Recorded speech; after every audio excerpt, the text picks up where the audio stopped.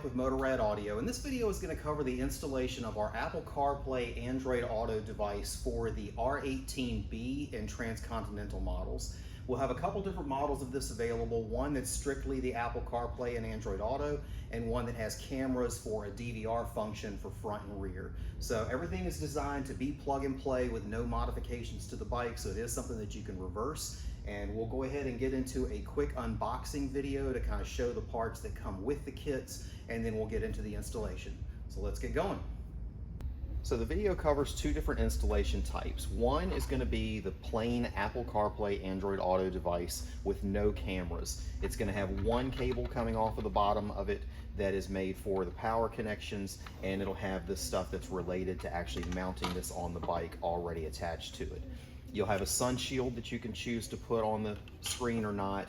You'll have the custom T-harness that plugs right in for power, and then you'll have some extra parts should you ever decide to take this off the bike and use it on a different bike down the road in a more universal capacity. We'll give you those spare parts to have for that. If you did the version that has the front and rear DVR, you'll have two camera mounts. One mount for the front will have the camera pre-installed on it and ready to go. The second one that goes on the rear is easier to install without the camera on it, so we leave that off and you'll just add the camera after you've mounted that down.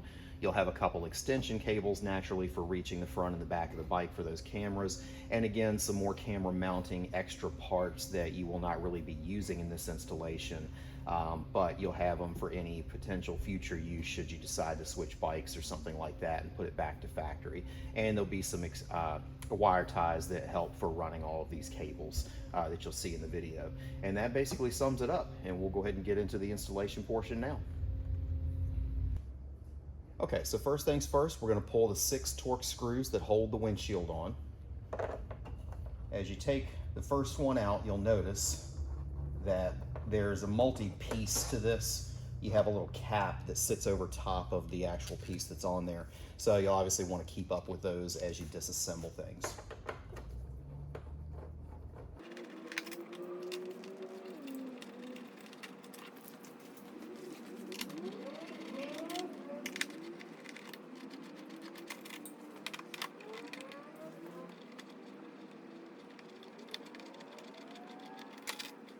Now that we have the windshield off, you're simply going to remove these 2 Torx screws there, and that's going to be it for disassembly. This panel will pop right off, and we'll get to actually mounting the CarPlay piece.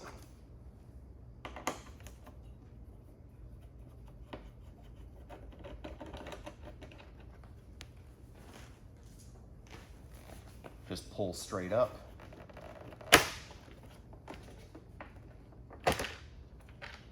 And this will unsnap and come right off. Okay, so now we have our panel off. Get really straightforward. We're going to remove this cover that goes over top of the satellite radio antenna. Just 2 Torx right there. Definitely want to throw something down on the bench that you're working on. Make sure you're not scuffing up the vinyl and plastic and things like that as you're doing this.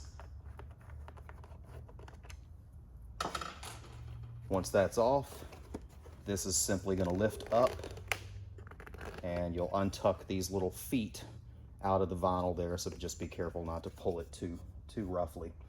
So your new kit is going to be pre-done. Drop it right into the hole, flip it over, line up your rear holes. You'll see the vinyl, just kind of push the vinyl over them to where they are poking fully through the holes in the vinyl, so that way when you put a screw in it, it's not going to grab that vinyl and twist it. So take a couple of your Phillips stainless, screw that into the front holes.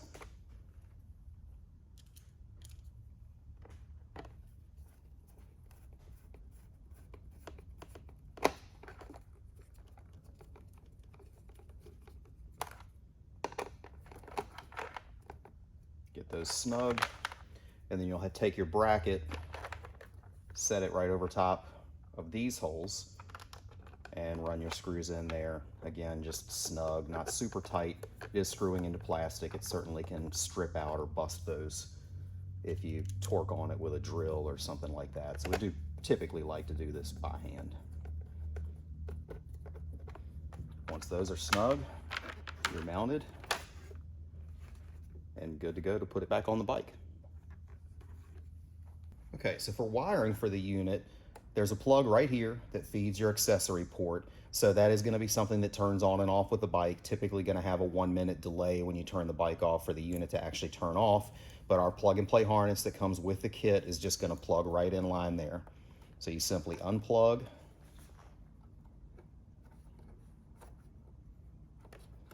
Here. Plug that one in.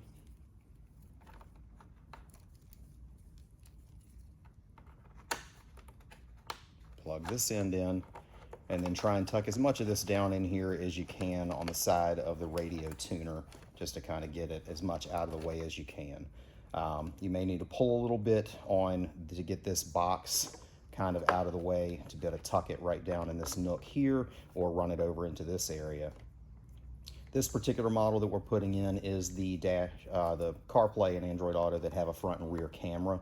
So as we're continuing with the installation, you're going to see 3 cables. We'll have an addendum to this video that will include the camera disassembly from our audio package kit that'll cover exactly how to run the front camera and the rear camera. But if you're doing the model without cameras, you're simply going to plug it in and you're going to be done at that stage. So give ourselves a little bit of slack in the cable.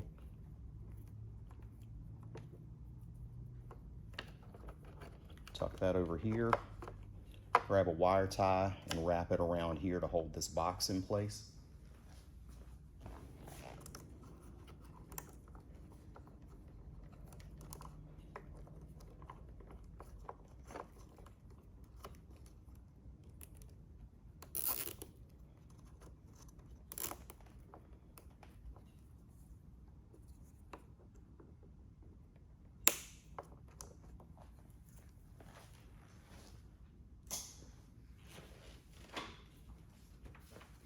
And now we're going to go to putting this on and actually plugging in our plug. So again, with this one, we have 3 cables. It'll be a little hard to show on camera while I do it, but it simply plugs together. Screw the cap down to lock it in.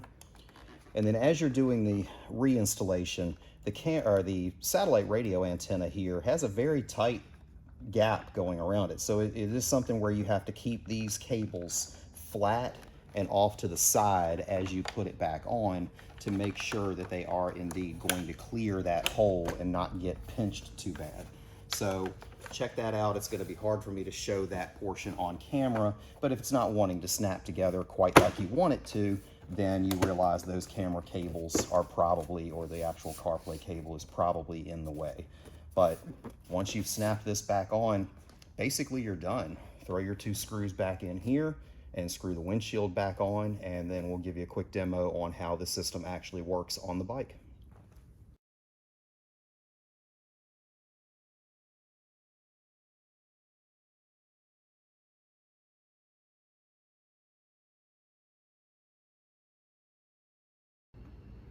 Okay, for those of you that are going to be doing our CarPlay piece with the front camera, we're going to splice in a quick video from our disassembly for our audio package, just to show you the rest of the disassembly of this to get down here to where your camera is going to go.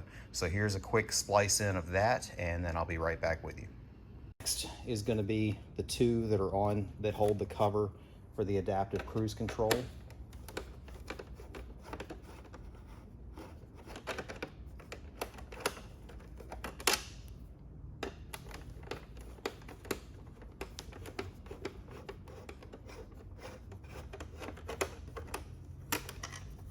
This cover will slide down a little bit.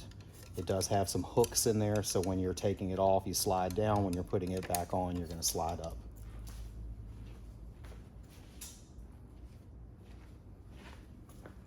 Next, you'll have these little pieces here that are on each side of the fairing there. So those are going to have one screw at the bottom on each one, and they again have a little bit of a groove to them and will slide down and come off.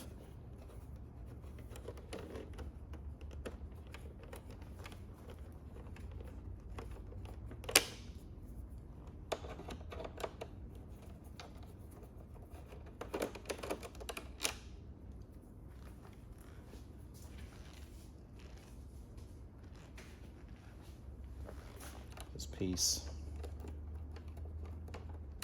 will work its way down just a little bit and pops right off. All right, so next we have a few screws underneath here. We have these that are holding the wind deflector there. Those are 4mm screws on this particular bike. Not sure if that's normal or if they've been changed before the bike was here, but that's what this one has. And then another Torx up underneath the grill on both sides of the bike. There will be another screw behind this grill that you'll need to take off afterwards. That's why we need to get the grill at least loose enough to flex it out just a little bit and take that screw out without having any need to disassemble all of this stuff. So we'll get to taking those off, and I'll be back here in a minute with more. Okay, so now that all those screws are out, you're going to gently pry this grill out some. There's a screw directly behind here that you need to unscrew for this portion to come off. So you should pretty easily be able to pull this out just a little bit without actually having to put too much stress on it. It does unclip right up here at the top, so it doesn't take a whole lot to get that loose. Pull this out just a little bit and take that Torx that's directly behind it out on both sides. Okay, next screws are going to be these two directly underneath the headlight. You'll take those out, which will expose a screw on each side that are holding these side panels on. So once you take these two screws and that small plate off, you'll take those other two screws out, and then we'll move up here to take the final two screws out and be able to remove those completely.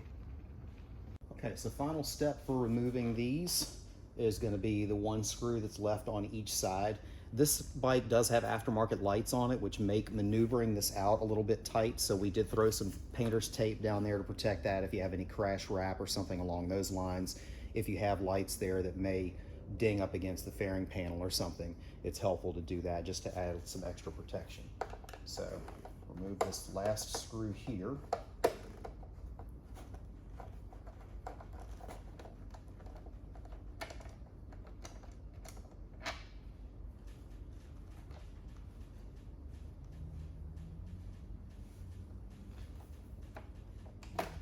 Panel will pop right off.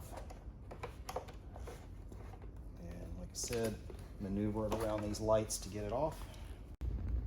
All right, and we're back from splicing in that video. So you're simply going to run your camera cable along any factory wires that you see, because you know those are safe paths, on down this harness here and right down to where your camera is going to be. This particular bike has a light bar on it. We're not actually doing a permanent installation of the camera on this. This is here for audio system, but we'll get you a quick video here in just a second of what the camera looks like once it's mounted down in that OEM location. If you happen to have one of these light bars on there, we do have a camera mount developed for that, so we do have something that would make the camera work, because it's not going to work with the same mount that we're going to be showing here in a second. All right, so the front camera is going to mount to this piece that came off right below the headlight. So the tabs here are the bottom of that, so this portion is what matches the headlight. There is a slight difference to the curve to this, so the camera will come pre-mounted on its bracket. The camera is going to hang from it, so it's basically going to sit in this position. The dot is the top of the camera, so that's going to be kind of your way to orient this. As you're placing this on the panel, it's going to be roughly 1/4 of an inch from the bottom to the bottom of the bracket. So that's going to kind of get you in there to where everything lines up with the curvature. You'll want to center it in between the two holes just to make sure everything lines up good. So we'll remove our tape here, which can be quite the pain if you don't have good fingernails. Razor blade, flathead screwdriver will help get underneath that if you need it.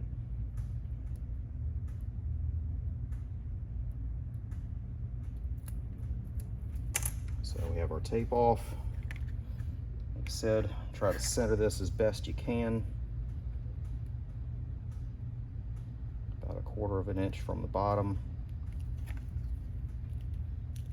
And just give that a good press. Make sure the curve looks like it all matches and everything's bonded to it good. And that's the way it's going to go on there. So it's going to be at a slight angle, and then you'll be able to adjust your camera. I've got this a little too tight to move, but you'll be able to adjust your camera to get it leveled out to how you need it. And we'll give you a quick shot of what that looks like on the bike. All right, and here we have the camera mounted on the front.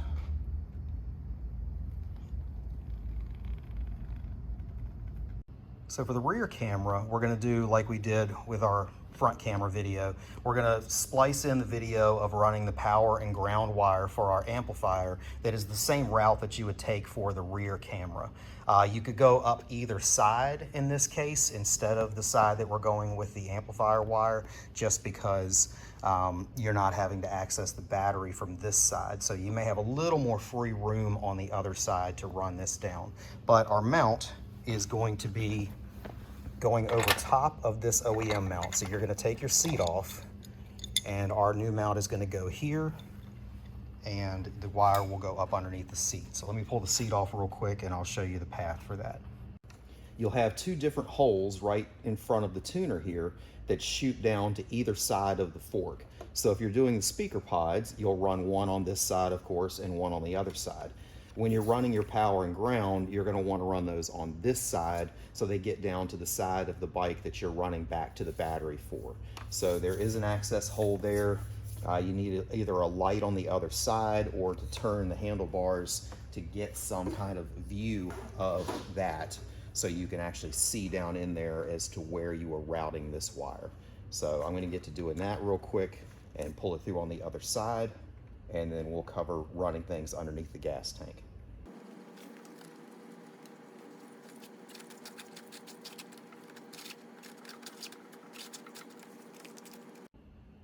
All right, so for running your power and ground wires, you have them drop down. You'll see a harness coming along through here that's factory tied. Obviously that's able to move with the forks going back and forth, so that's going to be a safe route for your wire. And then you're going to be going up underneath the gas tank. We will splice in a picture of what is behind this, because we did have the gas tank pulled on this, but pulling the gas tank is quite the pain. So you'll be able to feel up underneath to the wire harnesses that are run, and you'll see in the picture that you can loop a wire tie in by sliding your hand up underneath the tank. It's a lot easier than trying to pull the tank off, especially if you're by yourself. So the only thing I would suggest not tying to is don't tie to this plug that's right here, because if somebody needs to pull the gas tank for service, you don't want to interfere with the ease of the dealer being able to access that. You don't want them to have to be cutting wire ties or being tethered in some way that they don't realize they're going to be tethered. So you'll want to just tie it to the existing harness that's going along through there, so you're not impeding any future servicing of the bike. And then bringing it, of course, down to here where the battery and the fuse holder and things like that are going to go. So I'm going to get to working on that, and we'll move on to the next step.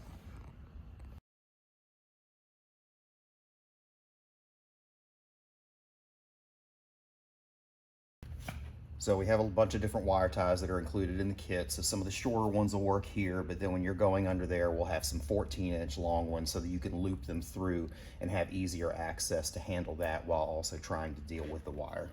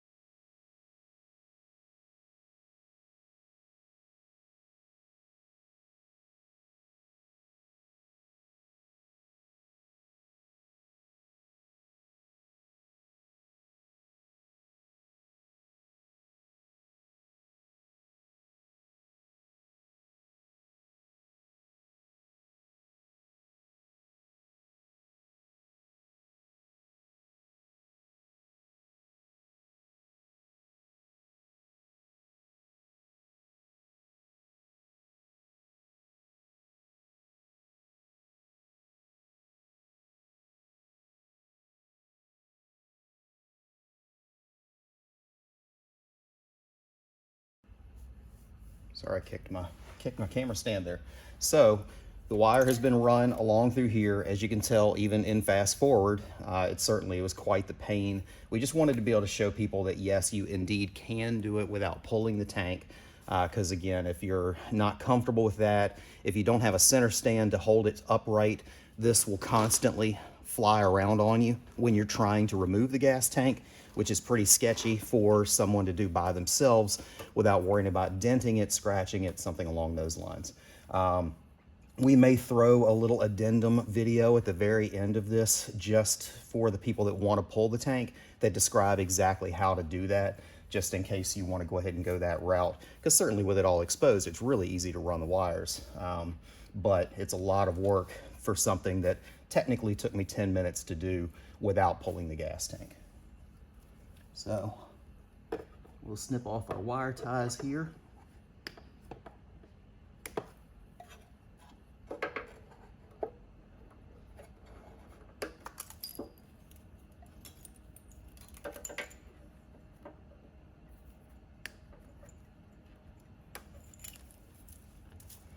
And move on to the very end of this and the battery scenario.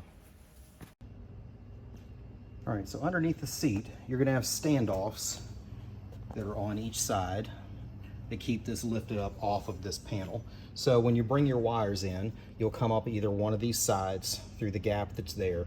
You'll see an imprint from where those standoffs are at.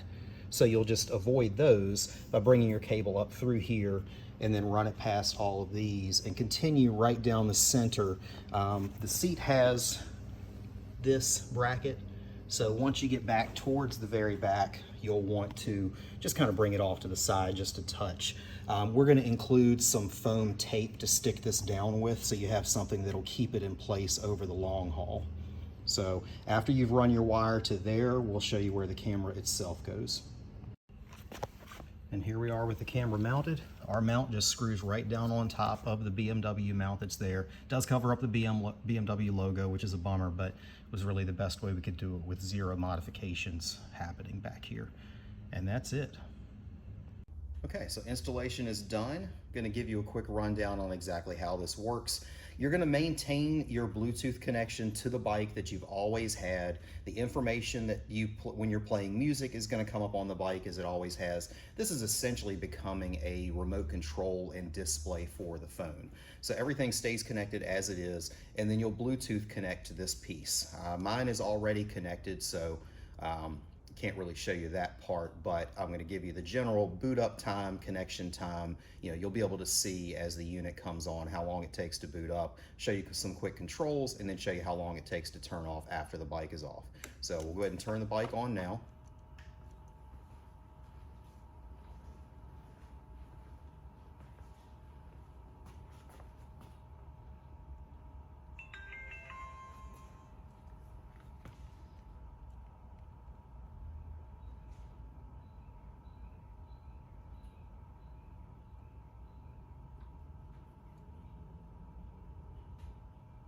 You'll notice the bike just connected to Bluetooth down below, so that portion's connected, and now the CarPlay is connecting to my phone as well. And now we're connected. So we're fully ready to go. It's ready to handle any kind of navigation, mapping, anything along those lines. If you've had CarPlay in any other vehicles, you kind of know how CarPlay works. That part is universal. So you have your main menu at the bottom. That's going to pull up your various apps that you have that are working with CarPlay. And you can access your main navigation, music, and communication here. So you can do a split screen with mapping and music as well, or you can go in and actually control, you know, your music from here. And when you press play on here, just make sure your radio, as usual, is on media, and it'll boot right up.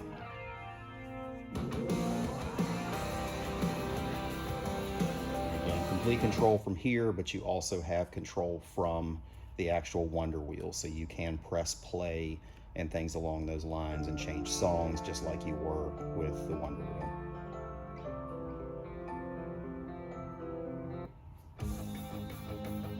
And that's basically it. You know, everything else will function just like CarPlay has for you. Your turn by turn will come up as it normally does. And then if you did the model with the cameras, you do have a home button here that can get you to your cameras. Turn the volume down real quick. You can hit the button for your cameras and access the cameras. We don't have them hooked up for this installation, so there's nothing to see here, but this is where you would access those sort of things. Front and rear cameras on that, they are 1080p with a frame rate of 30 frames per second, if I remember right. You can view the videos with all of the data information, or you can record the videos with all the data communication, like latitude, longitude, time, things like that. If you're trying to use them for kind of a riding video just for fun, you can turn that stuff off so it's not included in the video if you just want a clean video shot. But that pretty much covers everything for it. You're all ready to go. If you decide to take this off at a later date, you can put the other cap right back on like it was never there. So that's it. If y'all have any questions, certainly just let us know. Thanks.